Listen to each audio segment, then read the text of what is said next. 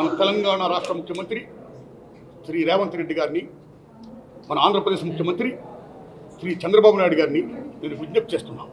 అయ్యా, మా సినిమా ఇండస్ట్రీలో చాలామంది ప్రముఖులు వారి సమస్య చెప్పుకోవడం కోసం మీరు పిలుస్తున్నారు, వారు చెప్తున్నారు what the best service you are doing, ధన్యవాదం.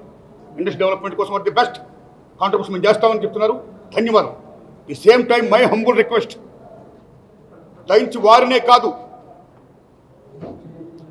ఫిల్మ్ ఇండస్ట్రీకి ప్రాతినిధ్యం వహిస్తున్నటువంటి ప్రొడ్యూసర్ కౌన్సిల్ వారిని, ఫిల్మ్ ఛాంబర్ వారిని, సేమ్ టైం సగటు నిర్మాతలను కూడా మీరు ఆహ్వానించండి. వాళ్ళ సమస్యలు తెలుసుకోండి. ఎన్నో సమస్యలు దే ఆర్ ఫేసింగ్. చాలా సినిమాలు థియేటర్ దొరకట్లా. ఎన్ని సంవత్సరాలు బట్టో అనేక గవర్నమెంట్ విజ్ఞప్తి చేస్తున్నాం, సగటు సినిమాకి థియేటర్ మీరు ప్రొవైడ్ చేయండి అని. ఇంతవరకు డిమాండ్ నెరవేరలా. ఆ ఒక్క డిమాండ్ కాదు, అనేక డిమాండ్ నెరవేరలా. కాబట్టి దయించి వీళ్ళని కూడా పిలవండి, ప్రొడ్యూసర్ కౌన్సిల్ని, ఫిల్మ్ ఛాంబర్ని, సగటు నిర్మాతలు పిలవండి. వాళ్ళ సమస్యలు తెలుసుకోండి. వాళ్ళు కూడా the best contribution, the best service, the best help, the best cooperation దాన్ని చేయండి. ఇది నా విజ్ఞప్తి. సేమ్ టైం రేవంత్ రెడ్డి గారు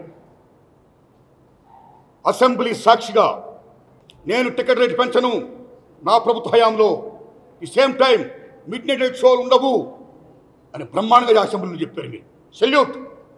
ఈ ప్రజాస్వామ్యంలో అసెంబ్లీ అంటే దేవాలయం.